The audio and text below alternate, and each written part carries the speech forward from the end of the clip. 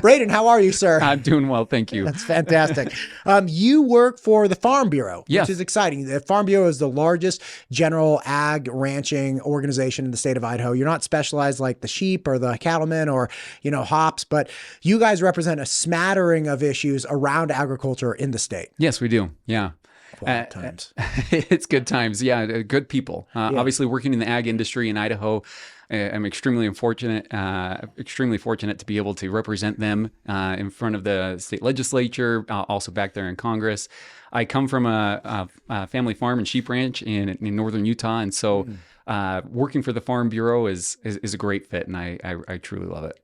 Yeah, you have a real pragmatic life when you're engaged in that. It's like I sit here trying to make content. It's like, oh my God, is it gonna work? I had a friend come to me the other day. She's like, I made this piece of content. I felt it was really good, but it really fell flat. I don't know. Do you think I was too aggressive? I'm like, what are we doing with ourselves? Like, what am I doing with my life? Like, I'm sitting here looking at stats off of like some imaginary little video I made.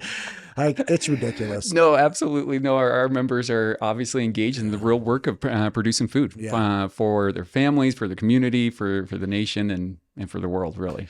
So you, and again, I know this is a little personal, but you have like a gentleman's farm, which I'm so in love with, like a 2.5 to 3 acre spot. You got a famous barn. You got like, talk to me about that life, because I would love that for my family to have something where we get in a limited, not a real way, but like limited way connected back to like we got little animals running around and besides my children. Yeah, exactly. No, I've definitely got those little animals running around as well. I've got 4 kids myself, but like I said, I was born on a family farm and sheep ranch, and so that was the lifestyle that I always dreamt about giving to my kids. Now, obviously, I've got a different job than my dad. My dad was a full-time farmer and sheep rancher. And me now working for the Farm Bureau, I've got to show up to the office, from 8 to 5, and I've got my responsibilities there. So I obviously couldn't take on a full-fledged farm. Sure. But my wife and I were fortunate enough to find a little old farmhouse that was run down, 2.5 acres, has an old barn behind it, and we're fixing the house and the barn up slowly but surely. We've been there for just over 8 years now. And real slowly fixing it up. Real slowly. I'm going to put a lot of emphasis on that. And my wife, if she listens to this, she'll emphasize that even more. Yeah. Awesome. So talk to me about the Farm Bureau. You guys were the brainchild and the push behind a really instrumental bill, HB 608 last year. That was a multi-year push to work to preserve our ag land. I mean, obviously, the main driving engine in the state of Idaho is agriculture, right? Yeah. And that's a broad term, but because of the popularity of Idaho, myself being one of the problems, right? Yep. People moving from out of state, there's so much more money in the relinquishing of that mechanism, right? Yeah. Because it's like, you can pass down the land for utilization as I can grow things and animals on it, or you can pass down the land in anticipation of development. Yeah. Both mechanisms work effectively to generate income, but the manner in which you're generating income and producing revenue with the same asset is totally different. And we're transitioning from we have a means of production that you can use for like a dairy or for whatever, and we're transitioning into hold, and sell high. Yeah. So it can be developed and never come back. Yeah. Because once you concrete over it, once you pave those streets and set up a sewer system, you're never growing hops there again. It's over and gone for good. This is a big concern nationally, but locally and statewide in Idaho, this is a big problem because of how connected the state's economy and the people and the culture is to that agriculture. Talk to me about 608. Yeah, so you're absolutely right. First of all, I just love everything that you just said. I mean, that really does outline the issue here. Obviously, Idaho is an agriculture state. We're a production ag state. So many of our sectors are, rank quite high in the national rankings. We're the number one for like sweet corn seed. Yeah, and things like that. Exactly. So much of our seed from used around the world comes from this valley, right? Our dairy industry is third in the nation. Right. And we're known for so many things. And of course, our potato industry, right? We're famous for our potatoes. And we're really grateful for all of that. But of course, when it comes to production agriculture, you have to have a few ingredients to actually make that industry work. And those being land and water, right? Particularly here. And of course, with the popularity of Idaho, there's a lot of people moving in. There's a lot more interest in the land available here in the state. And that's one of the issues that our members really wanted to get at. Now, this is a topic when we start talking about ag land preservation that our members have talked about for many years, but for a long time, our members were pretty hesitant to really enter into the conversation, because when you start talking about ag land protection and preservation, that's good, and we all understand the need for that, particularly for our industry. But then we also have to recognize that there's property rights there. There's a landowner there that has the ability to do what he wants with that land, and sometimes it's perceived that you might be hindering or taking away some of those property rights. And so our members, as they wrestled with this topic over the years, and it was several years ago that they passed a policy within our organization to support state legislation that would look at ways to preserve ag land on a voluntary basis with incentives as well. And so that's really kind of where this all started, was a couple years ago in our annual meeting. And it started with our grassroots members talking about this on a county level, on a regional level, taking it up to the state issue, where it was debated heavily from members all across the state. Yeah, the thing you said, which is to present something to people that they voluntarily engage in. Yeah. Right. And it's difficult. I see this problem as a real robust and complex issue, not just because you have farmland and an economy that's reliant on that farmland disappearing so you have developers, you have the actual farmers, you have the politicians that are trying to honor property rights and also, work through this whole wrangle. But then you have this mass population of people that are neither engaged in farming, nor are they engaged in politics outside of writing emails, nor are they engaged in development, that want to say in what happens with this because they like the aesthetic or style of life. And it's like, well, that's very well and fine, but you do not have any skin in this game other than just living down the street from the farm, where I fall prey to this too. Like there are a bunch of Highland steer up on the hill. I'm like, God, I love seeing those cows. Right? Like they're great. Hope to see them every day, right? Yeah, and they're awesome. And it's like, well, across the highway from where I live, there's this big open land, and we ranch land. We see big animals there and stuff. Like, gosh, this is great. And all of a sudden I'm like, oh, we need to protect this. Like, it has nothing to do with me. Like, there are these other players here that are actually invested in this engagement. And I'm just an idiot. Like, I like the way it looks. I like the look of it. Can we keep the look somehow? Right. And again, so getting people, I wouldn't say removing the general populace, but recognizing that there needs to be a solution that honors everybody, and that the farmers, the landowners themselves, who have multi-generations, in some cases, hundreds and hundreds of years in some cases, have passed down this land, and like, they have to voluntarily want to do this. We can't browbeat them. We shouldn't manipulate the laws to prevent them from doing what's right. Right. Let's figure out something that actually incentivizes them to action. What an impossible task. Yeah, it really does seem like that. And, so after our policy was passed internally within our organization, our leadership established an internal working committee to really kind of dive into this. Because, if you look at our policy position, it's a pretty general statement, right? Supporting state legislation to protect agriculture land based off of incentives, right? Okay, well, that's pretty broad. What are we going to support? What kind of legislation? And if it's not us, then who's going to bring forward legislation? And so our leadership decided to form an internal committee with representatives from farmers and ranchers from all corners of the state, young and old, because the generational difference gives you a very different perspective on this. Young and beginning farmers look at this issue as, ag land prices are a big hurdle in getting into the industry. Whereas if you're later into your career and you don't have that next generation that wants to come up and development is knocking on your door, your perspective on whether that land stay in production agriculture or move on to development could be very different. And so we had a group of about 20 individuals, and they were tasked with really exploring what have other states done what might be good for here. Also looking at the water, because really that, being a high desert state like Idaho, water is key to all of this as well. And so they broke up into small subcommittees and then came back together. And it was after about a year long of work and exploration that they came up with an idea that really we had seen our neighbors to the south in Utah. They had passed legislation in the early 90s that did something similar to what our House Bill 608 does. That is essentially a voluntary option that is it's different than a conservation easement. I think many of your listeners may be familiar with conservation easements. Idaho law already allows for conservation easements to exist. Essentially, those are the opportunities for landowners to sell off their development rights to a land trust. And they can continue to work the land just like they have historically, but without the option of developing that in the future. We wanted to add another tool to the toolbox, because when you look at those conservation easements, the vast majority of those are offered in perpetuity. And so you're forever selling off those development rights. Some of our members, that those conservation easements make sense. We have many Farm Bureau members that have participated in those, but we have others that are a little bit more reluctant to make that kind of commitment, tying the hands of future generations. Right. And so we wanted to give some an additional option, and that's why we started working down this road of the Agriculture Protection Area Act.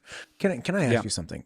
So essentially, the conservation easement says, like, okay, you have this plot of land, and with this plot of land, you have these inherent rights, right? Because you are property. And what the conservation easement structure does, it's like, okay, we're going to peel off one portion of rights from this land. And that right is the right to sell it for development. And we're going to take this and we're going to give it to this organization over here. This organization over here is going to take that right away that you peeled off, and they're going to give you some money for it. You never get that back. So now this is like land with like an asterisk next to it. It's like, yeah, it's land. You can never develop it. Well, exactly. It can continue in its uses. And I should say, and of course there's experts that can explain this far better than I can, but that, each conservation easement is unique, and the terms of those easements are specified in the contract, right? Of what you can or cannot do. But the whole idea is to maintain the land into how it's functioning and working right now, so that working lands stay working lands, and are not developed in those specific purposes. But you're absolutely right; those are peeled off and held by somebody else. So if I own this plot of land, and I'm like, okay, so I can keep doing this and maybe sell it for a lot of money later for development, or I can just rip off this right, throw it over there. I get some cash, and then I can keep working it. Why would I do that? Is it like that I'm strapped and I need like a capital injection, or is it that because I'm considerably decreasing the value of my capital asset. And if I want to keep farming it or utilizing it for production in whatever mechanism I'm doing, I can keep doing that and keep the right to develop it later. Now, again, I don't get the money from the conservation easement or, a land trust or whatever it might be. I don't get that money, but I still have the right to sell it at some point in the future, right? What's my motivation, or what are some motivations for people that own land like that? And so they vary, right? Okay. Some of it is for, like you say, maybe a potential injection of money to be able to help keep it afloat. Maybe some of it is just their pure motivation, that they want to see that land stay as working land forever, right? That's their desire, that's their wish, and as a landowner, they could sell off that portion and do that. And so again, our members are supportive of that option existing, but truthfully, there's a lot of our members that they again were uncomfortable with the idea of forever is a long time. Forever is a long time. It's hard to get married. When you say forever, that's a thing to consider. Right. As two married men, we've gone through this. Exactly. We made it to the other side. So taking that into account, explain to me how 608 varies significantly from that. Yeah. So first of all, 608. There is no selling of development rights with House Bill 608. So you never divorce or peel off that right from so that development right stays with the land, stays with the landowner right there.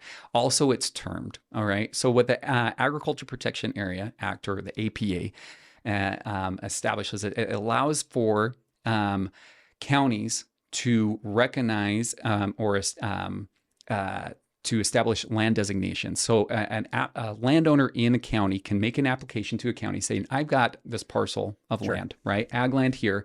I want to keep it in farmland for the next 2 decades. And so that's what the law specifies, that essentially they're going to make an application to keep this land designation for X amount of years. 20 years, right? And again, they'll get certain benefits from that. So the county, and this is all spelled out in the law, has a certain process that they'll go through, and they've got a commission that's filled with members that from the ag industry, bona fide farmers and ranchers that are in this industry that can verify that again this is indeed ag land. It makes sense that this be set apart here.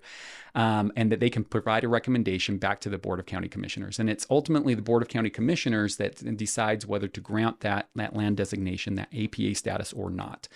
And then once granted, that land designation would stay in place on that land for the next 20 years.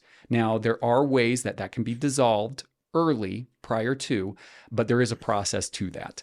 And so we spell that out in the law. But again, the biggest difference is that of an APA versus a conservation easement is that there's no separation from the land and the development, right? Right. You're essentially pausing the development options with the land with an APA, but you are not separating those by any means, because let's say that and this is one of the provisions in there, in cases of hardship, there's an unforeseen death in the family. There's all of a sudden federal estate tax, right? Exactly, that they need to get out. They can make application to dissolve that early for whatever reason if they need to sell that early.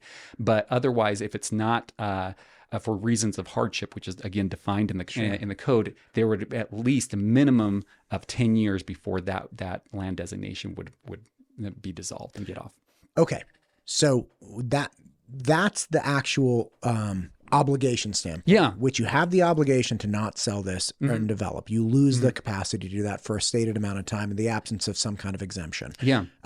What's the benefit to the farmer, though? Is it similar? Do they get like a paycheck? Do they get rent? Yeah. What do they get? So, and I will say that this is just the first step of what we hope to see more action in the future, because what we've been able to pass thus far into House Bill 608, they're benefits, but they're non-monetary benefits. So, first of all, one of the benefits of an APA is that any ordinance changes on that local level and that county level that could potentially negatively impact that production agriculture, it doesn't apply to that parcel of land. So any ordinance changes that potentially impact that farmland, it's not going to apply there. May I ask? So Star, I spoke with the mayor of Star, Trevor Chadwick, and he was articulating, he's like, listen, we can't remove people's rights to develop, but what we did do is modify over a period of years, modify the comprehensive plan to decrease density within our area by like 40% or something. So like, people can keep building, they just can't keep building this dense. Yep.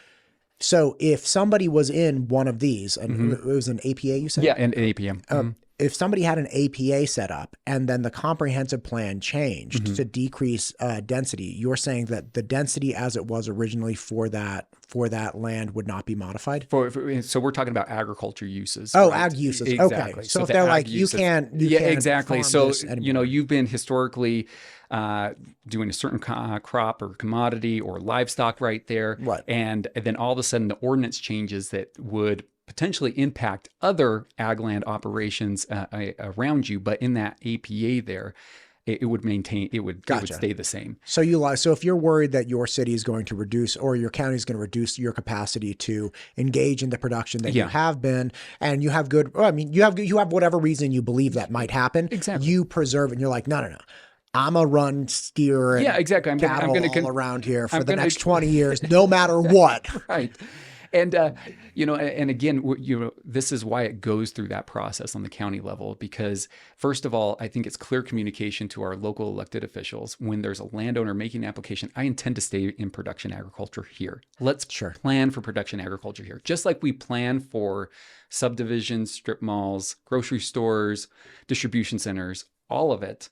We should be planning for production agriculture. If we talked about at the beginning of this podcast that agriculture is the backbone of Idaho's economy. Well, we got to plan for that because otherwise it's quickly not going to be, because it's just going to be impractical to farm in these areas unless we plan for it. So if you have a landowner, for whatever their motivation is, whether they perceive they're going to be encroached upon or it's just their nature that they want to preserve this, for the next 20 years, they say, I'm gonna set this aside. And so then that way, essentially, local ordinances that would potentially negatively impact them is not going to impact them. Gotcha. Another benefit is that zoning classification changes cannot be made without the landowner's permission there. So essentially, as the city or the county continues to plan and make those modifications to their comprehensive plans or this or that, and they say, well, we're actually going to need to rezone or reclassify this, those APAs, they'd have to have the written consent from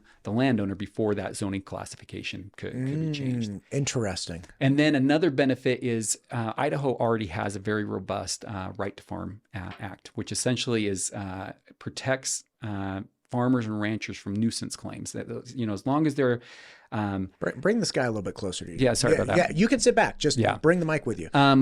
So one of the things that in production agriculture, obviously, production agriculture and urban growth don't necessarily always jive really well, because farmers can't, they're up at all hours depending on, what the crop is or what the commodity is or the livestock is.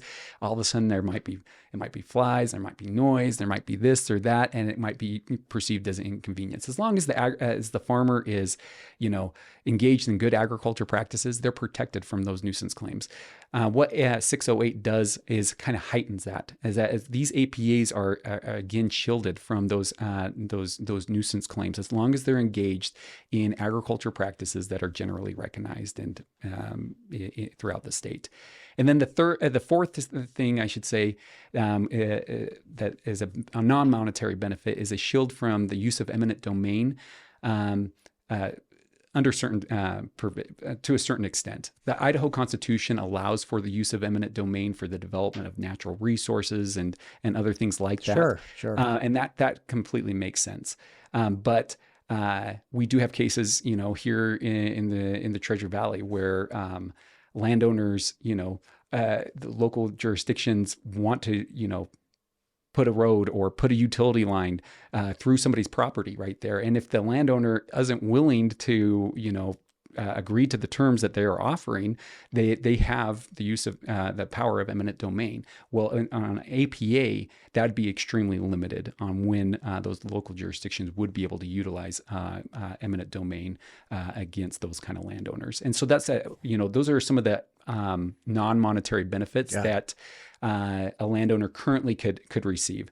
I should say that House Bill 608, it passed this last legislative session. It went into effect July 1 of this year, but it just starts the ball rolling. It essentially signals to the counties that they need to set up an application process. Yeah, exactly. Process. Exactly. Their commission and everything like that, and be ready to receive applications as of January 1, 2025. And so we haven't had anybody apply for this yet. Counties are in the process of getting these commissions and boards all set up so that they can receive that, and then we'll see where it goes. Right? I'll be completely honest. We understand that there needs to be more incentives, for landowners to really look at this. So there's some landowners that say, yeah, this is enough. This is enough for me. For whatever my motivation is, I want to do this, right? I mean, I've had members tell us that, yeah, I've got certain parcels of land I would love to see in an APA, and the benefits that are offered currently from House Bill 608 are enough. Then I'll do that. But there are others that are saying, well, this is great, and it's a great start, but I would appreciate if there was some kind of monetary or financial incentive as well. Jerry Maguire, show me the money, Braden. Show me the money.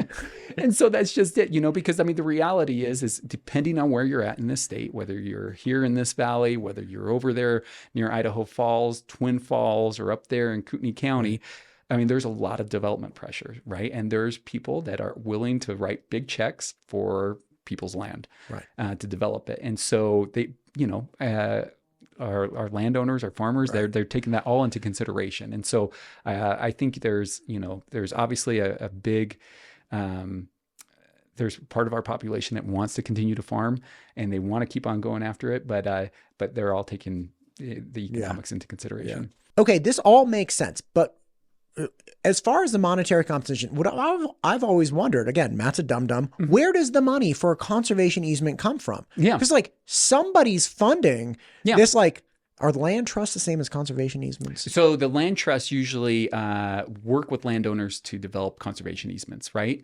And so they're the ones that. Oh my gosh. So they're the ones that usually are the ones holding those development rights. Oh, so you peel them off and you give it to the land trust. And the land trust is the one that's essentially the steward of those development rights, right there. And so. And again, there's better experts that you can we'll do that. I'll get into those. We got one lined up. Great. I'll save all my questions for him. But who funds that? Yeah. Like, and why? Either a similar funding mechanism potentially, or for the APA, it's like, if collectively we agree that we want to have more support, like I want to move here. Yeah. But I want the cows to stay. Yeah. Right. Appreciate that. I want the cows to stay. I want to move it, but I want the cows to stay. But I also don't want this farmer or rancher to be alienated from his property or molested or bothered in any way. Yeah. Right. Like this is his. So I'm like, okay, charge me like $5,000 more for my house.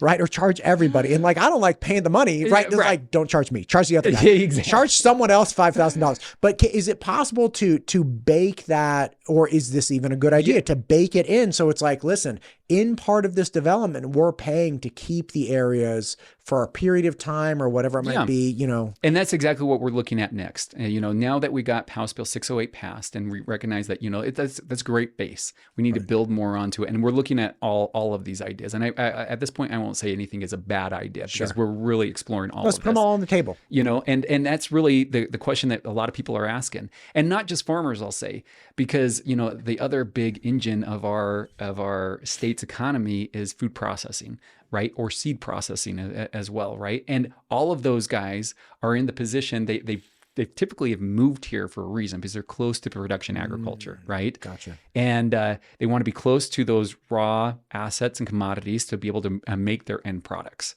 right?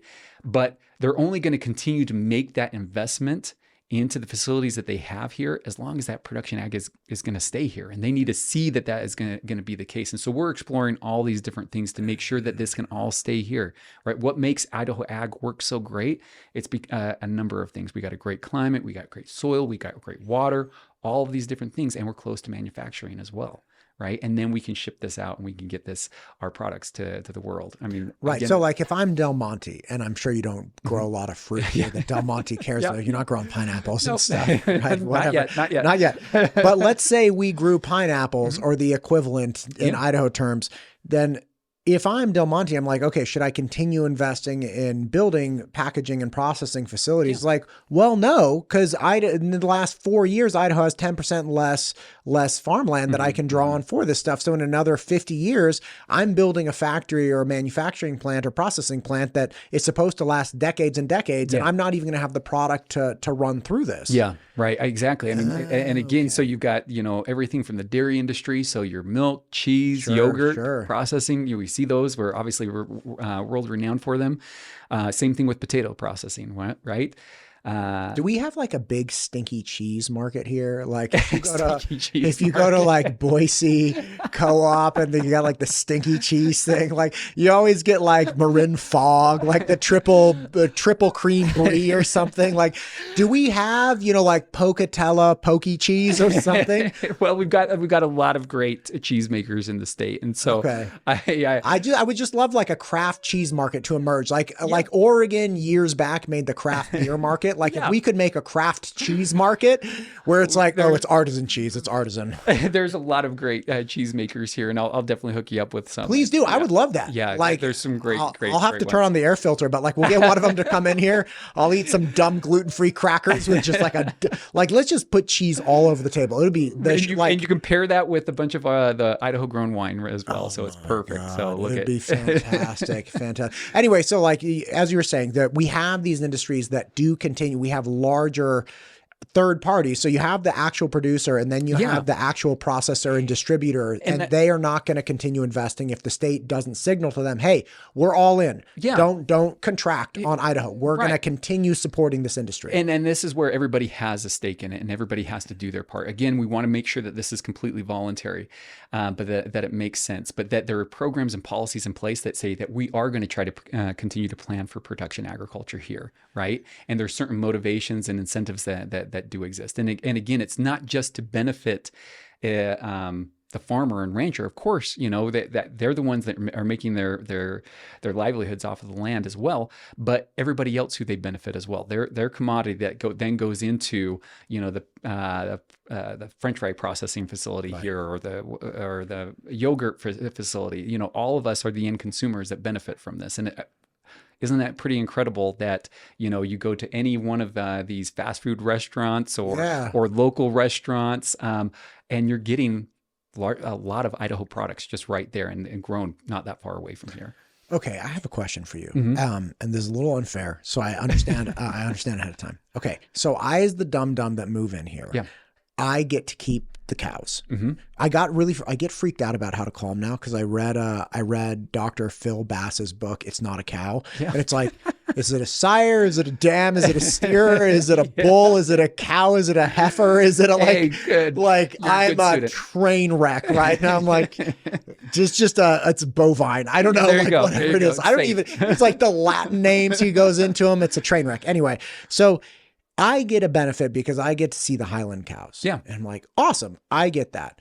The farmer or rancher benefits because he gets either compensated for preserving his land financially. He gets compensated with these other incentives that preserve his means of production. He gets compensated in some way, and he voluntarily engages in this. The state benefits as a whole because the economy is shored up by the anxiety that other large national or international industries would have as we have a contracting agriculture sector, farm sector. And they're like, okay, Idaho's preserving this, so we can count on Idaho for delivering these things. And that obviously drives the engine of the Idaho economy. So even though I don't work in the ag sector, I obviously get the benefit of, low unemployment, thriving communities, all these things. Who's the loser? Somebody has to lose here. Like, who's the person who's like, I hate what they're doing at the farm? Because if there wasn't somebody like that, I'm sure the government would be like, hey, Braden, full send. Like, what do you want? Like, this, obviously there are no detractors. Like, this is no obviously detractors, right? There's got to be something, like, who's that person and why are they not happy? Well, and so, are you cold, by the way? I can turn on the heater. No, okay. We're good. We're good. No. So I'll say that, really, there's a lot of support for this, and for many of the reasons that you just stated, right? And a lot of it seems like a no-brainer, and we need to do better in protecting it. I think obviously there is sometimes conflict where growth is happening, right? And okay, well, we have a street here, and then you're saying that we no longer could take eminent domain here, but we have an unwilling landowner to work with us here that we need to expand the street or do this. Or we want to start taking utility lines out through this way, but we've got this operation that's kind of impeding it. So sometimes there's a conflict with some of the development like plans. localized governments. Yeah, exactly. Like, but again, we see this as a benefit, because how often do you get a landowner that's essentially signaling, I'm intending to stay and do this for the next 20 years, right? Whether it's construction or whatever it is. Podcasting. I got nothing else going on. Exactly. I got nothing else going on for 20 years. Yeah. So are you signaling to your local officials, I'm going to stay and do this for 20 years, right? But I mean, so that's what they're doing here. Yeah. And I want to be clear as well that myself and our members, we're not anti-growth or anti-development. I just think that, again, we need to direct growth, right? Sure. Into certain places, because also, we've got to plan for agriculture. And there's certain places where agriculture just makes sense. And there's certain things and certain commodities that need certain buffer zones or certain, certain practices that aren't conducive to having a subdivision right next door or a grocery store or whatever it is. Right. And so again, it's just actively planning for these kinds of things. And again, we're not saying that the APA is going to be a silver bullet and solves all. No, it's one more tool to the toolbox. Whether we're talking about those conservation easements, whether we're talking about TDRs, TDRs, which are transfer development rights, or other options as well. And again, we're open to all things on the table. This is just one of them. Yeah. And again, I know is a difficult question to answer, but I think that's a really clear point, which is, look, development, if gone unchecked, does not, like, you want to believe that there's an altruistic, very long-term view that, say, a developer may have about the area. They're like, well, if we take over all the farms with the prime real estate that they have, like nestled in the foothills or wherever they may be, then we are also going to destroy the economic engine of the state, and that's bad, and like we shouldn't do that. We all want to believe that, but we all know, like, I'm a horribly selfish, terrible person.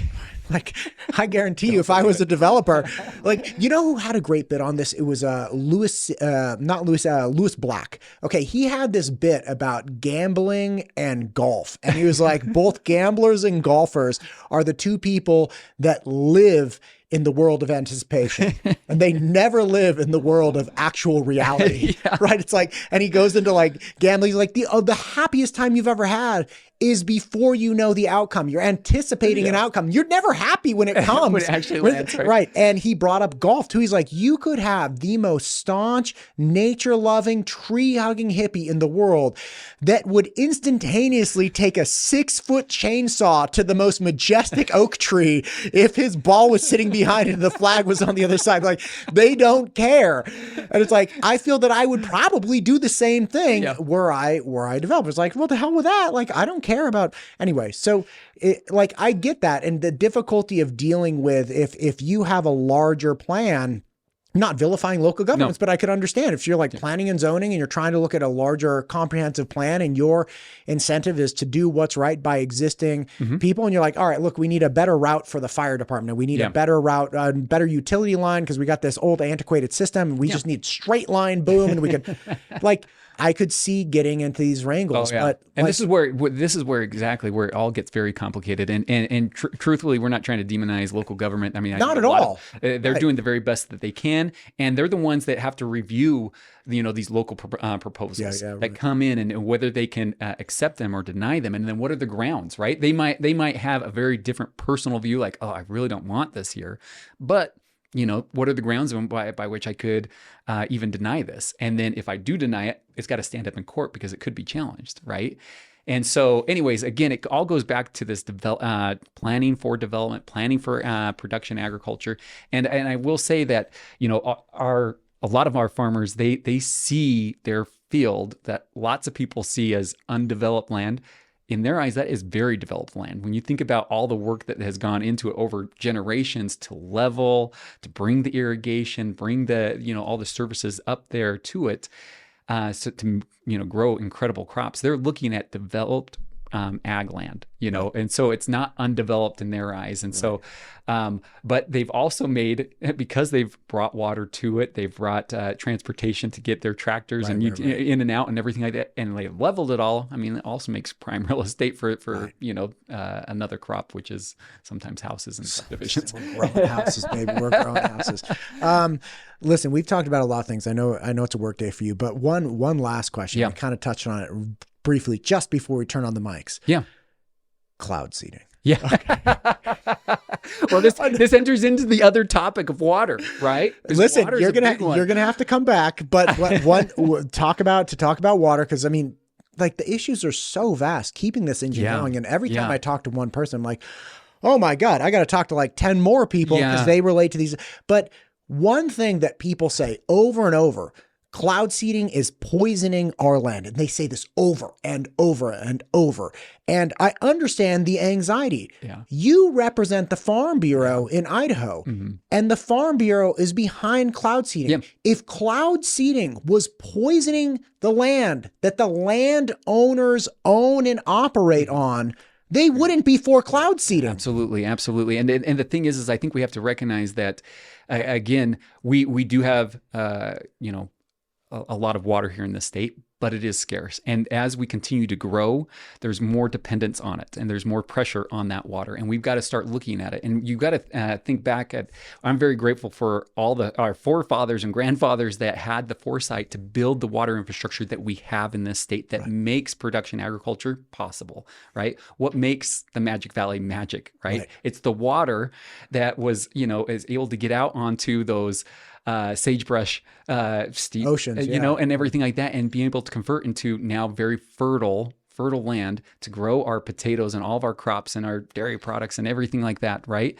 And so we have to have that. Now, we just live in a day and age where building big dams, surface storage, and everything like that is a lot more difficult for a variety of reasons. I will say that our members are all for that, to see those our existing water infrastructure and storage systems increased in size, but we also got to start looking in different ways. And we see that whether that's aquifer recharge, and the state is doing a lot of that, whether it's cloud seeding as well, trying to make sure that we have an adequate amount of precipitation to fill those reservoirs and those storage basins, so that in those times of need that we have the water, we can continue to be profitable with that. Right, because everybody wants water. Yeah. Everyone. Yeah, and like we all need absolutely everyone in the state. The developers want water. The farmers want water. Like the electrical system wants water. The recreation system wants water. I want water. There's little Tri Creek over here, and like my kids go through it. And through the first half of the spring and part of the summer, there's like water flowing through it, and like throwing mud and sand. They're jumping off tree stumps. And then it's all gone. And it's like, gosh, I wish this creek was still, flowing. Yeah. And it's not. Like, it's very dry now. And everybody wants and needs water. And it's so complex. But the idea that that the state is acting in this nefarious manner, it's like, if that were true, why would all the farmers be on board? They're the ones that own the land. Yeah. Like, if this is poisoning the land everywhere, they wouldn't be on board with it. Right. And there is oversight that exists. I mean, we get this from on different topics and in different areas. Sure. We can certainly talk about that at another time. But, these things are used and prescribed at a certain specified amount. Just like a right to farm. Yes. Exactly. Okay. If you're farming and your practices are within the bounds of acceptable practices, then you cannot be plagued by nuisance laws. Yeah. Nuisance lawsuits. Same thing exists with cloud seeding. The Idaho Water Resource Board oversees the program. They take applications, they issue permits. And if you are operating in the manner in which they have prescribed and doing everything above board, then you are exempt from nuisance lawsuits. Yes. Because if you weren't, here we have a state that's now dependent on this 1.2 million acre feet of water, which, by the way, I think the entire program, all in with infrastructure and other things. So some of these things are like capital improvements that are, have durations. Let's say it's $5 million all in. It's like $5 an acre foot of water. Yeah. It's the cheapest water in the history of the world, right? No, it's very affordable. And again, it's in our members' minds, it's all of these. We have to have all of these different approaches. Again, we have to have the storage basins to be able to collect that. We've got to be able to continue to recharge our aquifers, because we depend on those underground resources as well. And then we've got to make sure that precipitation comes. Right. And it's all dependent on those weather systems that come in. And those weather systems, they can't just seed any cloud. It has to be, clouds that have precipitation that's at the right time at the right place. They're not making clouds. This is winter time, high elevation in a storm. They're making snow. They're seeding the cloud. They're not making the cloud. Exactly. And then and that comes down at the right time too, again, so that we can have adequate flow in the river systems to meet certain minimum stream flows, whether that's for a variety of uses. Our hydropower, fish and wildlife benefits, but then of course our irrigation benefits that we need as well. Yeah, in an attempt to help the salmon population through the Snake River dams, they years back, I think it was like 10 years ago, they flushed down something like 1 million acre feet of water, didn't they? To attempt to more quickly, because again, the smelt, as they hatch, instead of existing in the absence of dams, they would be flushed out to the ocean in like 3 or 4 days by very, very cold, water. Fast flowing water. Fast flowing water.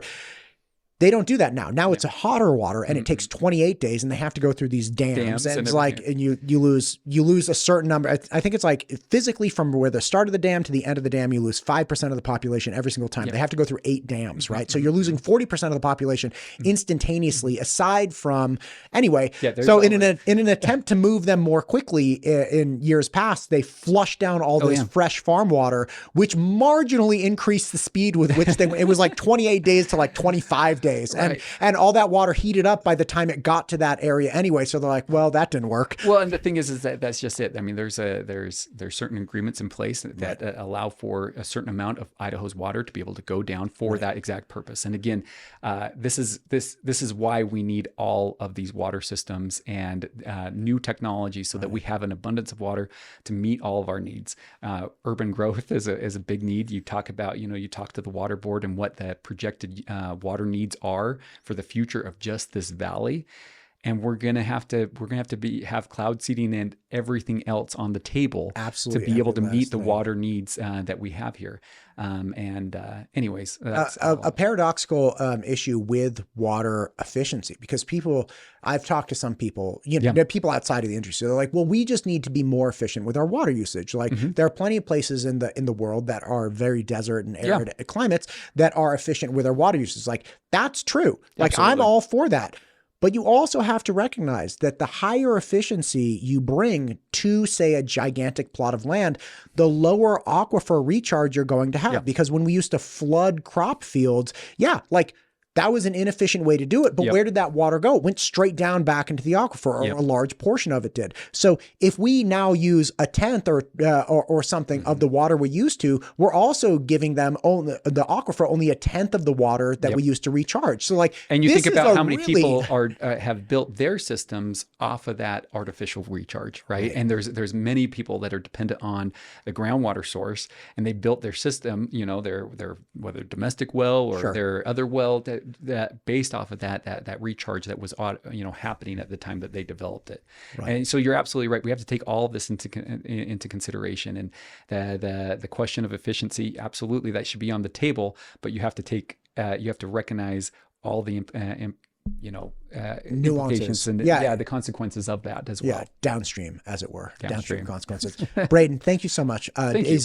We've been chatting for a while now. Do you have anything you want to end on? And again, I'm going to have you come back if you're willing. This has been absolutely fantastic. But anything we missed? No, just again, really grateful for what you're doing here and to get this word out. And I think hopefully a lot of your listeners will appreciate what we're trying to do, what our members are trying to do to make sure that we have a robust Idaho ag industry into the future as well. That it's not just a pastime to be known for our famous potatoes and everything else that's grown here, but that's something that we can look forward to and guarantee into the future as well. I got to get a farm. You got to help me with it. Awesome. All right. Thank you, sir. I appreciate you. Thanks.